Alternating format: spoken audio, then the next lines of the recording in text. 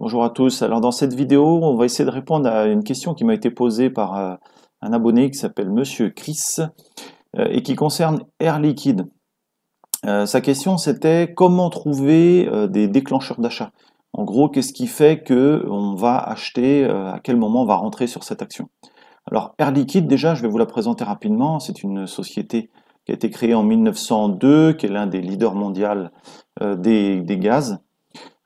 Qui est une action avec des fondamentaux très sains. Je ne vais pas faire une analyse fondamentale dans cette vidéo, mais je vais partager avec vous mes observations et je vais vous montrer quelles sont les récurrences qui nous permettent de rentrer sur cette valeur-là avec un risque relativement limité.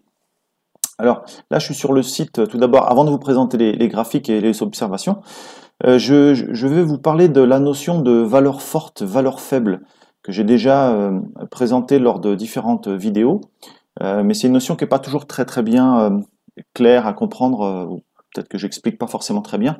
Donc je vais essayer de le faire de manière un peu plus simple, un peu plus claire. Une valeur forte, donc c'est toujours en rapport à soit une autre valeur, soit un indice. Et Air Liquide, c'est une valeur forte dans le sens où, donc là, vous avez devant vous un graphique qui va représenter l'évolution de l'action Air Liquide en bleu, comparé à l'indice CAC 40 qui est en rose. Et donc vous voyez que depuis 10 ans, donc ça c'est un graphique sur 10 ans, que sur 10 ans, Air Liquide, alors au départ, faisait relativement à peu près comme le CAC 40, hein, les premières années, légèrement mieux, des fois un petit peu moins bien, mais globalement à peu près pareil. Mais on se rend compte quand même que depuis 2018, l'action a une performance nettement supérieure à l'indice dans lequel elle est, le CAC 40, puisque sur cette période-là, Air Liquide fait une progression de 171%, alors que dans le même cas, le CAC 40, lui, fait une hausse de 78,96%. Donc c'est pour ça que je dis Air Liquide est une valeur forte. Autre élément aussi qui nous permet de trouver des valeurs fortes par rapport à des valeurs faibles, puisque quand on est investisseur long terme, il est toujours beaucoup plus intéressant d'investir sur des valeurs fortes, puisque une valeur forte va avoir aussi un impact plus modéré lors des phases de forte baisse. En général, dans des marchés baissiers, une valeur forte va baisser moins vite que le marché. Et dans un marché haussier, comme on a déjà depuis maintenant de nombreuses années, lorsqu'on est dans un marché haussier, l'action va souvent monter plus vite que le marché. Donc voilà ce que je voulais dire d'abord sur Air Liquide. On va aller directement sur mes graphiques et je vais vous montrer les petites observations que j'ai pu faire sur cette action, vraiment qui est une action de fonds de portefeuille. Donc je vais essayer de zoomer un petit peu pour que ce soit un petit peu plus clair. Donc là j'ai mis aucun canot, aucune résistance, rien du tout, puisque l'objet de la vidéo c'est vraiment de déterminer ce qui fait qu'on peut rentrer, à quel moment on peut rentrer sur Air Liquide. Donc ce que j'ai fait, c'est que j'ai repris sur une longue période, je suis remonté jusqu'en 2000, j'ai pris toutes les phases de baisse. Alors soit des fois c'est juste des simples correctifs, soit c'est des baisses dans un marché vraiment baissier, comme par exemple en 2008, la crise des subprimes, où là on avait vraiment eu un marché baissier. Alors on se rend compte de quoi? Alors les premiers, fin des années 90-2000, on voit qu'on a pas mal de phases de correction de l'ordre de 25%. Hein, on a 26, 25, là on en a une de 34. Bon, ça je ferai, je mets un petit peu ça de côté, c'est ancien. Maintenant, si on regarde depuis 2008, on a une certaine similitude. Donc là, je vous disais, ça c'était vraiment un marché baissier qui a duré longtemps. À ce moment-là, Air Liquide a baissé de 41,29% sur 11 mois. Donc on a eu un an de baisse, sachant que sur le CAC 40, on avait eu de mémoire plutôt un an et demi de baisse. Donc ça aussi, c'est une indication, lorsque vous avez des valeurs fortes qui arrêtent de baisser, c'est une indication intéressante justement pour rentrer sur ces valeurs.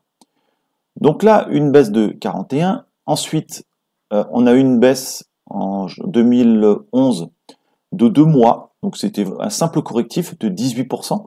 Et vous allez voir, c'est là où c'est intéressant justement. Là, vous voyez, on a 18%. La baisse suivante intervient quelques années plus tard et on a un petit peu plus de 25%. La baisse suivante, qui intervient quelques années plus tard encore, est une baisse de 11%. Vous voyez, 18, 26, 11, donc pendant 3 mois. Ensuite, on a une petite baisse de 28, qui dure 2 mois. Ensuite, 14%, qui dure à peine 2 mois. Ensuite, 25%, qui dure 4 mois. Ensuite, en 2023, on a une baisse de 10%, qui a duré 3 mois. Donc on peut voir une forme de régularité, puisqu'on a alternativement une baisse, on va dire, comprise entre 10 et 18%, et des baisses qui font autour de 25-26%. Vous voyez, entre 10 et 18 ici, là, ici, on est autour de 25, ici, on retourne autour des 10, ici, on retourne autour des 25, ici, voilà, on est autour des 10, ici, on retourne à 25, ici, on est autour des 10. Vous voyez, on va dire, on fait un coup moins 12, un coup moins 25, quoi, pour faire grossièrement la moyenne. Donc ça, c'est la première indication. D'accord? Donc lorsque l'action baisse donc là je suis sur l'unité de temps en mois. Lorsque l'action baisse, on va dire d'une dizaine de pourcents, ça peut déjà être un élément qui doit nous alerter et qui peut nous dire que voilà, peut-être que ce serait intéressant de renforcer notre position. Puisque je vous rappelle, ça c'est vraiment une valeur de fonds de portefeuille, pardon, qui mérite mérite d'être renforcée de manière régulière.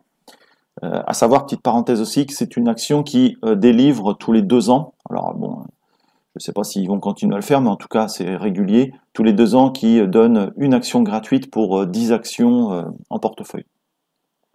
Et qui a un rendement, qui verse aussi un dividende, mais qui a un rendement relativement faible, autour de 2, je crois, 2%, un truc comme ça.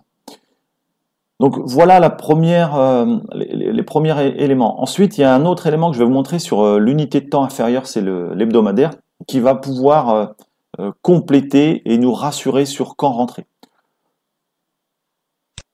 Donc là, je suis sur l'hebdo, donc je vais enlever tous les objets, comme ça ce sera plus propre. Et alors, l'autre indication qui va confirmer ou nous rassurer, c'est la moyenne mobile qui est ici, voilà, qui est une moyenne mobile exponentielle, 150 périodes, donc sur l'unité de temps hebdomadaire. Quand vous voyez les cours, à chaque fois, et ça c'est, si je vais dézoomer, vous allez voir, depuis 2003, donc ça fait quand même 20 ans, même avant, mais bon, avant on va pas aller jusqu'en 92, c'est pas forcément l'objet, mais cette moyenne mobile 150 exponentielle sur l'hebdomadaire accompagne relativement bien les cours depuis quand même une bonne vingtaine d'années. Si vous regardez le nombre de fois où les cours sont allés sous cette moyenne mobile, c'est relativement rare. La dernière fois, c'était en 2022, avec, vous voyez, vraiment, là, on est à la marge, on est sur quelques pourcents, c'est rien du tout. Ici, en 2020, eh bien, on est venu s'appuyer dessus, on a fait une toute petite incursion en dessous. Et pourtant, 2020, vous vous rappelez, c'était Covid. Covid, c'était une baisse très importante. Ensuite, on a eu en 2016, pareil, on est revenu sur cette moyenne mobile 150 exponentielle. Donc exponentielle, ça veut dire que les dernières périodes ont un poids plus important que les anciennes. Si je vais encore en arrière, vous voyez qu'ici 2011 c'est pareil, on était revenu s'appuyer dessus, etc. etc. Là en 2008-2009 lors de la crise, vous voyez on est revenu un petit peu en dessous. Donc ça c'est une indication pour moi, vous voyez là, je suis encore en 2004, bon là on voit peut-être plus très bien parce que, hop, il faudrait que je zoome un peu. Donc ça c'était la crise de 2008. Vous voyez 2003-2004, on revient un petit peu en dessous mais pas dans des proportions non plus folle. Et vous voyez que cette moyenne mobile accompagne bien les cours. Donc tout ça pour vous dire que si on résume Si on résume bien, quand rentrer sur cette valeur? Eh bien, quand rentrer sur cette valeur? À partir du moment, donc là je suis sur le mensuel, lorsque la valeur baisse de 12 à 25%, à 12%, éventuellement je peux commencer à rentrer dessus, et à 25% je peux renforcer ma position.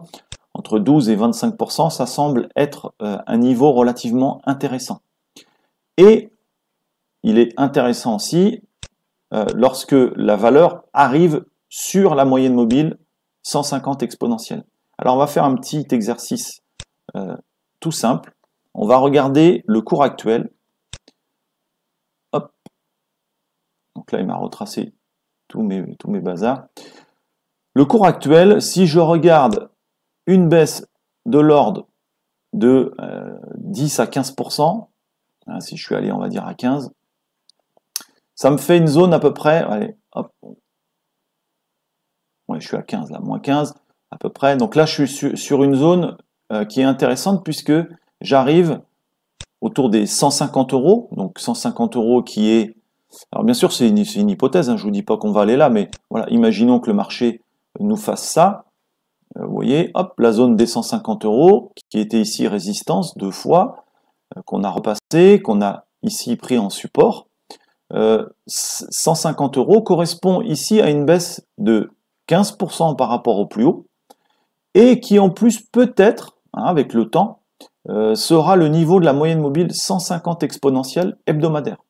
Donc là, moi j'en ai du Air Liquide en portefeuille que je conserve sur le très long terme. Là, typiquement, si dans les 2-3 mois on arrive sur cette zone-là, moi je n'hésite pas une seconde, je renforce.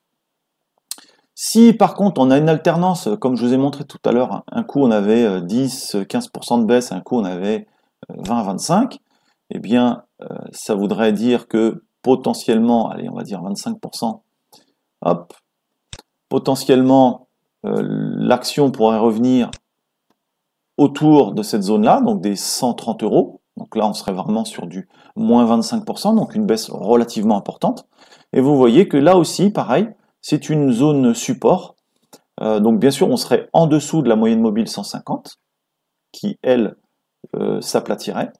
Mais là, c'est pareil, ce serait une zone pour moi de renfort long terme, voilà, sans crainte. Alors bien sûr, tout ça, hormis de mauvaises nouvelles venues de la société, hein, hormis quelque chose de voilà d'improbable qu'à ce jour n'est pas connu. Maintenant, c'est une société qui a la chance de travailler avec des clients qui ont des contrats en général sur du long terme, donc elle a une visibilité relativement importante.